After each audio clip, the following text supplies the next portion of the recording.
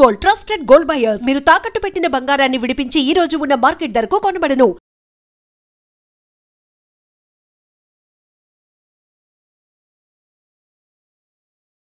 సరే, ఇందాక మీరు అన్నట్టు cinema is a collective work, it's a team work. ఎవరో ఒకళ్ళు బాగా చేస్తే కాదు, అందరూ బాగా చేస్తేనే, అన్నీ అలైన్ అయితేనే ఆ ప్రాజెక్టు సూపర్ సక్సెస్ అవుతుంది. ఇందులో మీరు 100కి 100% పెట్టినా అవతల వాళ్ళ వైపు నుంచి రాకపోతే it would be a disaster. లేదు, వేరే వాళ్ళు సరిగ్గా చేయకుండా మీరొక్కరే చేశారు అని అన్నా it will not bring out any good thing. ఈ ప్రాసెస్లో మీరు విపరీతమైన హార్డ్షిప్స్ ఫేస్ చేసి అమ్మయ్య ఒక ప్రాజెక్ట్ని గట్టెక్కించేది సూపర్ సక్సెస్ అయిన ఒక ఇన్స్టెన్స్. ఒకటి కాదు, రెండు ఉన్నాయి. ఒకటి నా ఫస్ట్ పిక్చర్ సత్యము, సుమంత్ది. రెండోది పరుగు, బన్నీ గారిది. రెండింటికి విచిత్రమైన సమస్యలు. ఒకటి పర్సనల్ సమస్యలు, ఒకటేమో సినిమా సమస్యలు. సత్యం టైంలో ఏమైందంటే యాక్చువల్గా మేము ఇంకో కథ చెప్పాం. నేను శ్రీహరి నాను అని నా ఫ్రెండ్, నా రూమ్మేటు. తన తర్వాత సత్యభామ అని సినిమా చేశాడు. భరత్ అని నేను సినిమా రైటర్. తను డైరెక్టర్గా, నేనేమో రైటర్గా వెళ్ళాం. వెళ్తే మేము చెప్పిన 2 ఏళ్ళు తిరిగిన తర్వాత ఆ కథ వద్దన్నారు. ఈ సినిమా వద్దండి అన్నారు. 2 years తిరిగిన తర్వాత అసలు అంటే ఏమైంది, వాళ్ళ తప్పు కాదు. ముందు సుప్రియ గారు విన్నారు, ఆవిడకి బాగా నచ్చింది. ఆ తర్వాత సుమంత్ గారు వింటే ఆయన కూడా బాగా నచ్చింది. ఆ తర్వాత నాగార్జున గారు విన్న తర్వాత ఇది సుమంత్కి సూట్ అవుతున్నారు. And they are right, they were actually right. మేము చిన్నపిల్లలం కదా, నాగార్జున గారు అంత పెద్ద మనిషి నో అన్నారంటే చాలా ఇది అయిపోయిన తర్వాత అప్పుడే సూర్యకిరణ్ పరిచయం అయ్యాడు వాళ్ళకి. అప్పుడే వేరే పని మీద వచ్చాడు తను, సత్యం డైరెక్టర్. నాగార్జున గారు చూసి ఇతన్ని పెట్టుకుని రైటర్గా ఇంకో కథ రాయను అన్నారు.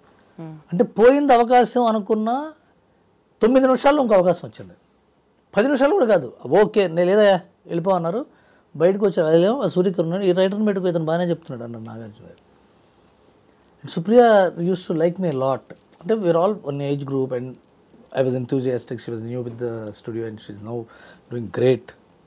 And Sumantha garu is very close, my first heroine. And they were also happy that I'm on board. So start chesam Satyam. ఆ సత్యం జరుగుతున్న టైంలో మన్మధుడు స్టార్ట్ అయింది. సో అందరు ఫోకస్ దాని మీద ఉంటుంది. మేము ఇట్లా మొహాలేసు, మేము కొత్త డైరెక్టరు, కొత్త రైటరు, హీరోనేమో ఇంకా అప్పటికి సక్సెస్ రాలేదు సుమంత్ గారికి. కరెక్ట్గా అదే టైంలో నాకు పెళ్ళి మా మేనమా కూతురుతో. అప్పటికి ఇంకా పెళ్ళి మా ఇంట్లో వాళ్ళు ఉంటే పెద్ద ఒప్పుకోవాలి. వీడు ఇంకా సినిమాల్లో ఉన్నాడు, వీడు ఏం చేస్తాడో సాధిస్తాడో లేదు తెలియదు. మేమిద్దరం పెళ్లి చేసుకుందాం అనుకున్నాం. సో నేను చాలా కన్ఫ్యూజన్లో ఉండేవాడిని, చాలా టెన్షన్గా ఉండే. సడన్గా అప్పుడు ఏమైందంటే సత్యం టైంలో షూటింగ్ స్టార్ట్ అన్నారు. పెళ్లి చేసుకుని షూటింగ్ స్టార్ట్ చేసినప్పుడు ఇంక 24 గంటలు షూటింగ్ దగ్గర ఉండాలి కదా. రాత్రి పగళ్ళు మా వైఫ్ ప్రెగ్నెంట్, ఒక్కతే ఉండేది ఇంట్లో. నేను 24 గంటలు షూటింగ్కి వెళ్ళి రావటం, రీరైట్ చేయటం, మళ్ళీ వెళ్ళడం, రావటం, షూటింగ్ టెన్షన్స్, డెలివరీ టెన్షన్స్. సినిమానేమో పూర్తి అయిపోయింది. నా ఫస్ట్ పిక్చర్ నేనేమో షూటింగ్ రిలీజ్ రోజున హైదరాబాద్లో ఉండాలని. మా వైఫ్ 9th month, తన్ని రాజమండ్రి కాకినాడలో దింపేసి వచ్చి నేను చాలా టెన్షన్ పడ్డాం ఎడిటింగ్. ఆ తర్వాత ఏమైంది, నేను డెలివరీకి వెళ్ళాలి. నాగార్జున గారి సినిమా చూసి ఒక 10 సీన్లు రీషూట్ చేయమన్నారు. 10 సీన్లు రీషూట్ చేయాలి. నేనేమో కాకినాడ వెళ్ళాలి. రాత్రి 9:30కి చెప్పారు, ఇది ఎల్లుండే షూటింగ్ స్టార్ట్ చేయన్నారు. నేను రాత్రి ఇంత కూర్చొని, సత్యం రాజేష్ ఉన్నాడు కదా, తను నేను పక్కన కూర్చొని, తన సీన్లో 3 ఉన్నాయి దాంట్లో. రాజేష్ అన్నాడు, నువ్వేం టెన్షన్ పడకన్నా, నువ్వు ఉండు, నేను పక్కన కూర్చుంటా అని చెప్పి తను నా పక్కనే కూర్చున్నాడు. నేను రాత్రి 3ంటికో 4ంటికో రాసి పొద్దున్న 8ంటికి నాగార్జున గారు వస్తే ఆయనకి రీడింగ్ ఇచ్చి, తమిళ్ డైరెక్టర్ తనకు తెలుగు కొద్దిగా మాట్లాడటం వచ్చు కానీ పెద్ద రాదు సూర్యకిరణ్కి. ఎందుకు తను జడ్జి చేయలేడు కదా, పంచశైలి జడ్జి చేయలేదు కానీ కథా సంబంధించిన విషయాలు అవి. చివరికి అది ఓకే చేసామండి.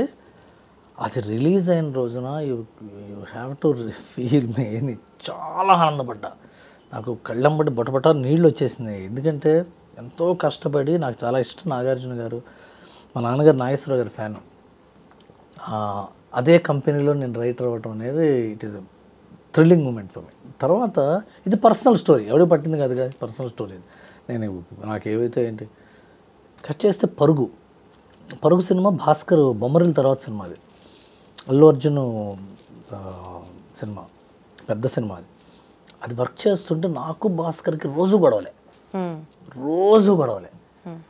నేను ఎట్లా అనేవాడిని, ఇద్దరం ఒకటే ఏజ్ గ్రూపు, కుర్రాళ్ళం. తను అటనేవాడు, తను ఇటనేవాడు. ఇప్పుడు తను బొమ్మరిల్ డైరెక్టరు, సో తన వాల్యూకే ఎక్కువ ఉండేది. నేనేమో కాదు కూడదని ఇట్లా గొడవ. మా ఇద్దరికి పాప ఆనందరంగా panchayat తీర్చేవాడు.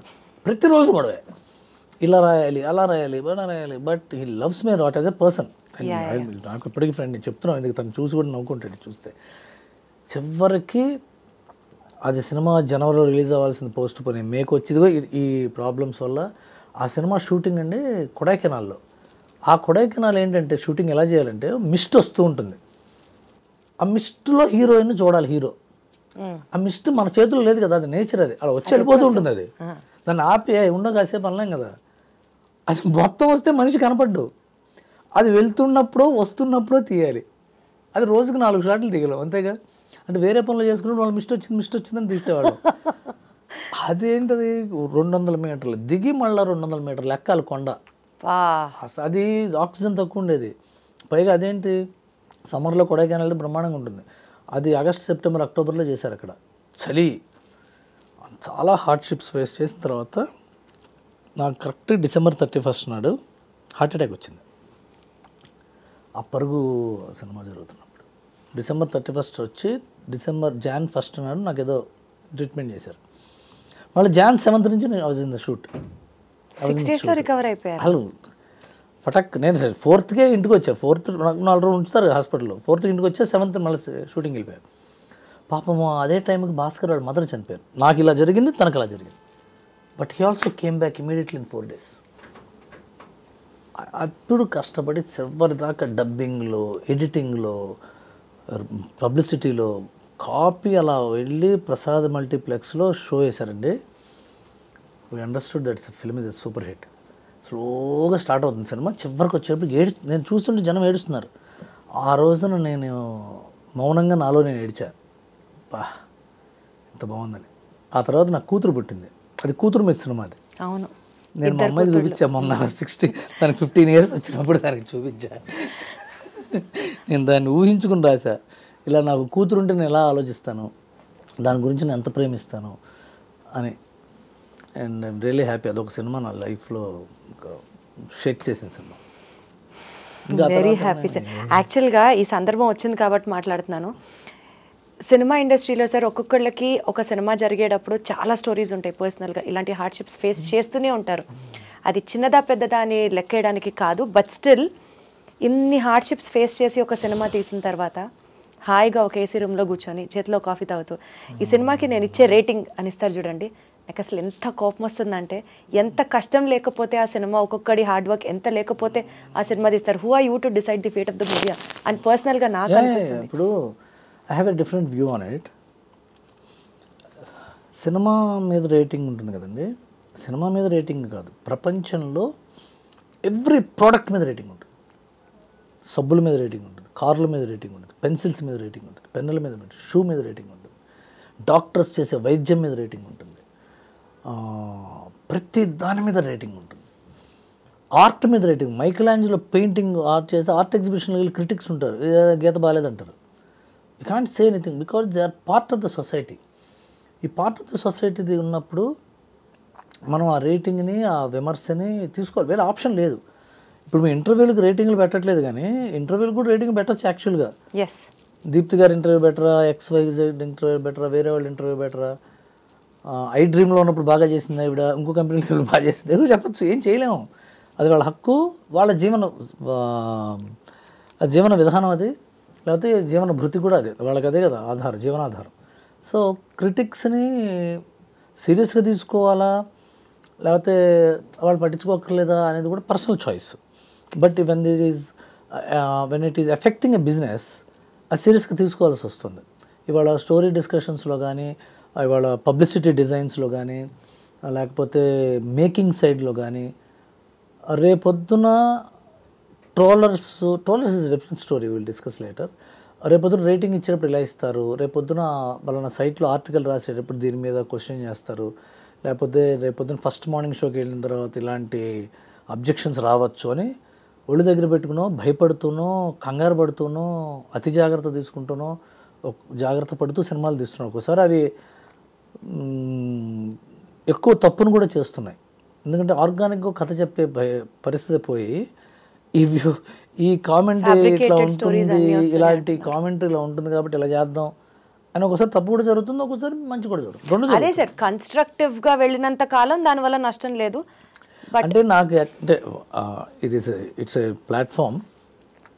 When film is made, a story is return, a cameraman shoots the film, ఒక మ్యూజిక్ డైరెక్టర్ దానికి మ్యూజిక్ చేస్తాడు, ఒక ఎడిటర్ దానికి ఎడిట్ చేస్తాడు, ఫైనల్గా ఏంద్ర సినిమా వస్తుంది.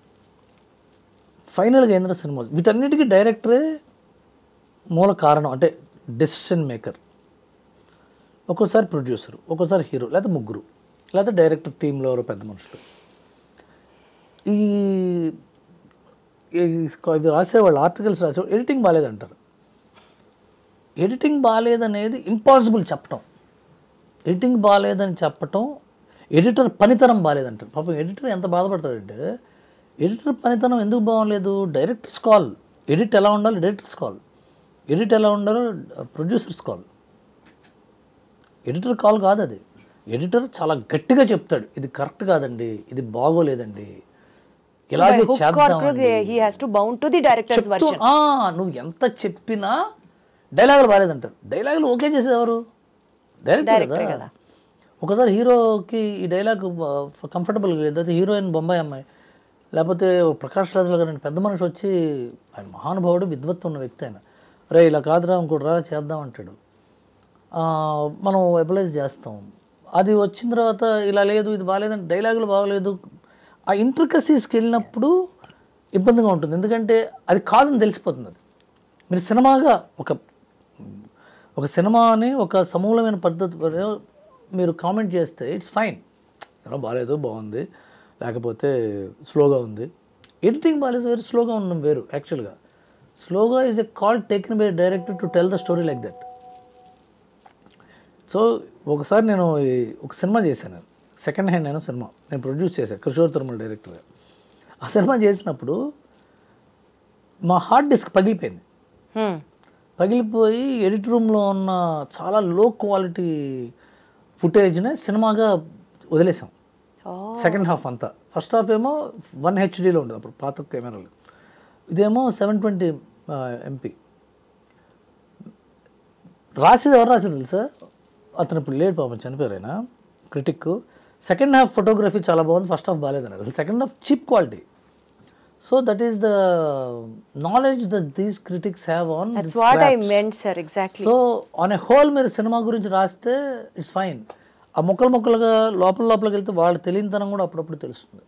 100% I agree, sir. తెలుస్తుంది, మాకు తెలుస్తుంది, అంటే టెక్నీషియన్స్కి తెలుస్తుంది, ప్రజలకి అది నిజం అనుకోవచ్చు కూడా.